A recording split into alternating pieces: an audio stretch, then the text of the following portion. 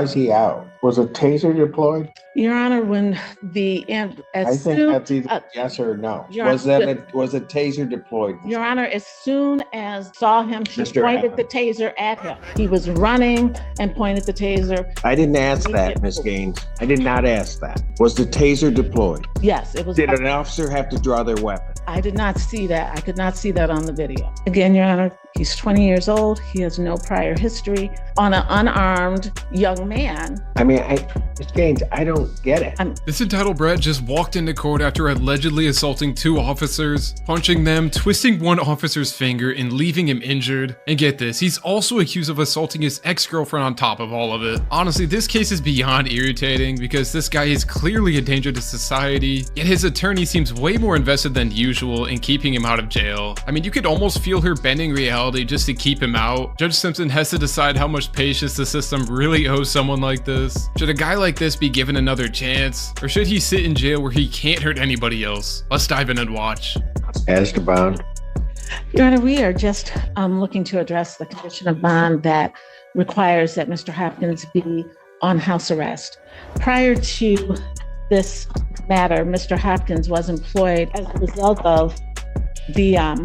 result of having the tether suit. No longer able to, in this case, he was no longer able to maintain that employment. He is wishing and hoping to be able to get new employment and is asking that the court consider a no go-to order, a no contact order, or anything of that nature.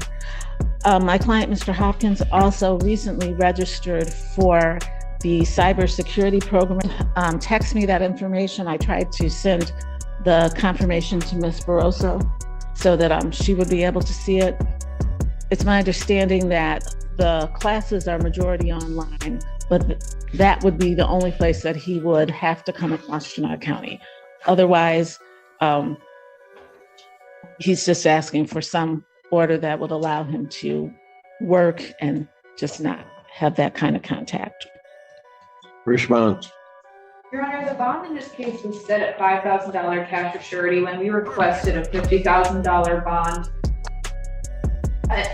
In this case, the people are uncomfortable with him being out. This was an event, or a series of events that occurred where the defendant assaulted the victim at not one but 2 locations.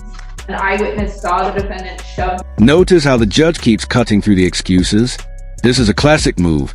Judges don't want long stories. They want straight answers. Yes or no? The victim while near the police station. The police attempted to make contact with the defendant, and then he picked up, as a result of him resisting, picked up 5 counts of R&O against 4 different officers. One of those 5 counts is an R&O causing injury that was so severe that the officer is actually seeking specialized medical treatment from an orthopedic surgeon. At this point, this is a 9. So, hold on. There was a DV and then an officer injured. Why is he out? Your Honor, if I could address. Hold on. I'll let Ms. Barroso finish and then you can address it. I just had an intermediate question. Go ahead. So at this point, I don't think that a modification of bond removing him from being on house arrest is appropriate. We objected to a nominal bond of $5,000 when it was originally granted. At this point, I don't think that any further reduction is appropriate. A couple things. First of all, Mr. Hopkins is here with his father. He is 20 years old. He has no prior criminal history. In reviewing the police report and the video, even the report references that the altercation, that the incidents that resulted in this charge, that there were. In which that it was, charge? I'll start with the domestic violence. That with those charges, that there was a more complicated situation. I believe the officer said, the report says something to the effect of and this would also go to the property, that there had been physical altercations between the two of them, fighting between the two of them, and breaking of objects between the two of them. So I believe that there's more to this than said. The allegations of the domestic violence are the one of the shoving, and also I believe Mr. Hopkins taking his own computer back from the complainant. That's the second allegation of the domestic violence. And the resisting and obstructing is, the allegations are that Mr. Hopkins, not that Mr. Hopkins turned around and slammed someone or punched them or anything, that he pulled away. Here's the big question for you guys. Do you think someone accused of attacking officers deserves another chance, or should they be locked up immediately? Drop your take in the comments. Allegation is the officer fell, and that caused the injury, and then that officer fell, yes, as he pulled away, and then subsequently 4 officers, who were, some of whom just pulled up on the scene in the video, all ran after him, and that's where the resisting and obstructing comes. And he did, in fact, eventually stop. It was not, it's not as if he were in a vehicle and went miles or hours away. He did stop running, and he did, once they complied, once that occurred, there were no further incidents. So. Your Honor, I'm sorry, that is not the characterization of the R&O. The allegations include him punching 2 officers in the face, breaking free of their grasp, causing them to fall to the ground, twisting and seriously injuring an officer's finger. And then it went on for such a period of time that an officer had to point and deploy a taser. And that another officer had to point their pistol at a defendant. So at the defendant. So at this point, I don't think it was him passively. I had an opportunity to view the video. You watched the same video, right? Because I just don't know how this defense attorney is saying all of this with a straight face. I mean, according to her, the guy just punched an officer, ran off, and then politely complied afterwards. Meanwhile, the state says he punched 2 officers, twisted one's finger so badly enough to cause an injury, and then had a gun pulled in the middle of all of it. I mean, that's just not a small difference at all. I mean, that's day and night. But at worst, I mean, she's just flat out lying to Judge Simpson here. I mean, I really can't tell which one it is. I mean, I do get she's just doing her job here, but come on. I mean, these aren't even close to believable things. And let's be real, prosecutors don't just get up there and invent stories out of thin air. I mean, it was on the police report, so I just don't understand how she could say all of this with a straight face, really. I mean, this guy is obviously a walking threat, and pretending otherwise is just reckless. I don't think the jury is going to buy any of this, and neither is Judge Simpson. We'll have to see when the jury clips come out, but whose side are you on so far? Because this defense attorney is honestly just driving me crazy. Well, you had an opportunity to view the video. Let me ask you this. Was a taser deployed? Your Honor, when that's either yes or no. Was a taser deployed? Your Honor, as soon as the officer saw him, she pointed the taser at him. This is not, as soon as she saw him, she pointed the taser at him. This is not a situation where he was running and pointed the taser. This is where it gets serious. An officer injured badly enough to need an orthopedic surgeon. That's not just resisting arrest, that's a full-on violent assault. I didn't ask that, Ms. Gaines. I did not ask that. Yes, sir. Was the taser deployed? Yes, it was. Did an officer have to draw their weapon? I did not see that. I could not see that on the video. Ms. Burroughs, are you indicating an officer had to draw their weapon? That is what was indicated to me in the file, Your Honor. Yes. And then there's an officer that's injured. We'll ask the question. I don't know why this individual's out. Again, Your Honor, he's 20 years old. He has no prior history, and he has no reason to come back to Washtenaw County other than for school in this case. It's my understanding. I have not heard any information that he has had any contact with the complainant, has violated any orders. He is just asking to be able to go to work. and to be able to get a job and go to work. Your Honor, would you want to hear from Mr. Hopkins' father who's present? I don't know what he could tell me at this point in time. I'm more worried about. The defense lawyer here is spinning so hard it's almost dizzying. But remember, attorneys are obligated to defend their client, even if a story sounds unbelievable. About the bond as it originally is set. I don't. Does he have prior convictions for anything? No, Your Honor. That the original domestic was about.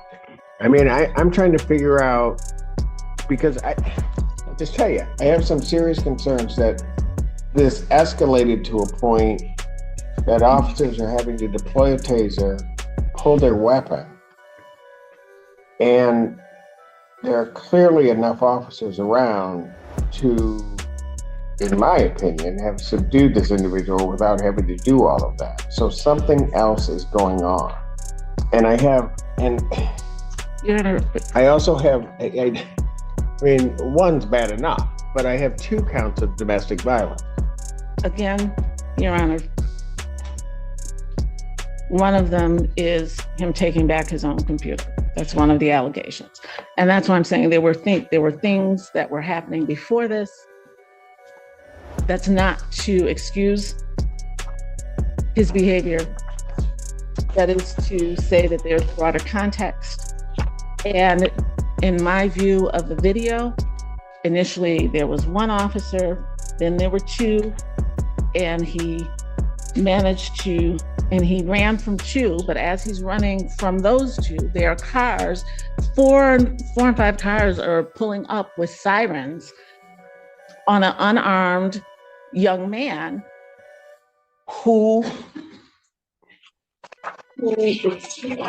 clearly panicked. This is not someone who's had police involvement, who has a history of contact with law enforcement and the criminal justice system. Again, I'm not excusing, but I do think that there is there's more. I think there are more nuances to this than the prosecutor does. Well, explain some of those then. Because I've got a victim of a DV that's injured. She is not, the domestic violence person is not injured. It was the shove and the taking of there's no injury to her. Your Honor. Domestic violence are 2 misdemeanor counts. That is felonies correct. Here are 5 counts of art, 5 counts. Yeah, of I see that. causing it. Maybe I misread that on the report, but Yes. the injury to the fingers, that's the officer. Even the judge sounds baffled here.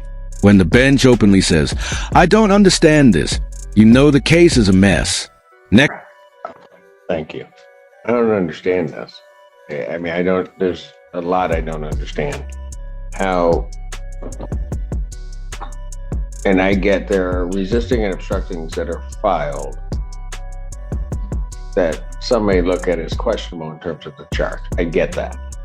But I'm also trying to figure out how an officer gets injured, that there are punches to the face of officers. I mean, Mr. Gaines, I don't get it. I understand what you're saying, and I'm saying I did not see any punches to the face when I observed the video.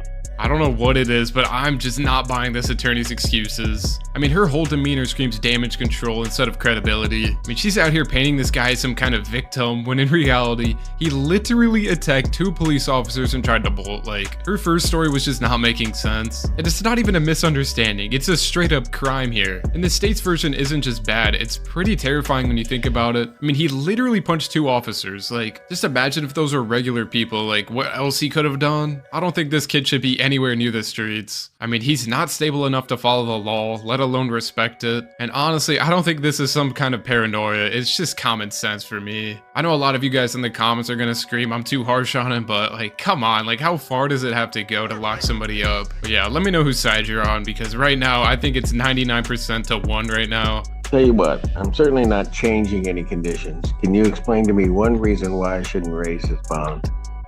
Your Honor, he has appeared for every court date, and he has not picked up any new charges. He has not had any contact with the complainant on the domestic violence or any of the officers. My understanding from him is that he has only come to Washtenaw County for court. He does not even reside in this county. At the end of the day, Judge Simpson denies a bond reduction, and honestly, no surprise there. Violence against cops is one of those red line offenses courts just don't excuse.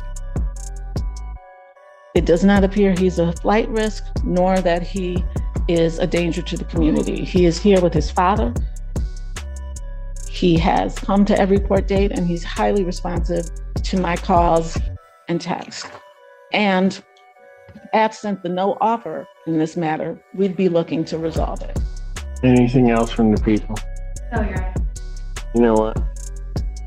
I'm not changing his condition in the bond. I'm not at this juncture going to up his bond either, although of rights I should. Of rights, I don't think he should be out around tethered or not, given that behavior. But I'll let Judge Perry deal with that after she hears the preliminary examination. Bond will continue. Motion for bond reduction or changing condition is denied. Thank you. 20 years old, accused of domestic violence, and turning around and assaulting two police officers. I mean, that's not youthful stupidity. I really don't understand how the defense attorney was trying to claim that. Like, just hearing her say he's just a kid is honestly just painful to hear. I mean, you don't just get a free pass to hurt people just because it's your first strike. What really got me was the attorney stumbling over excuses that made literally no sense. If your best defense is he needs to go to work when he doesn't even have a job, I mean, you've really lost the plot here. And honestly, I just can't help but wonder where the father is in all this, because raising a kid who thinks he can attack cops without consequences is really just a failure on every single level possible. Violence against officers is one of those red line offenses courts just don't ignore, and trying to excuse it just makes the legal system look soft. So if anything, the attorney's credibility took so much more damage than her client's reputation here. But yeah, guys, how long do you think this guy should rot in jail for what he did? Thank you so much for watching, guys. I really appreciate you guys. Thank you so much.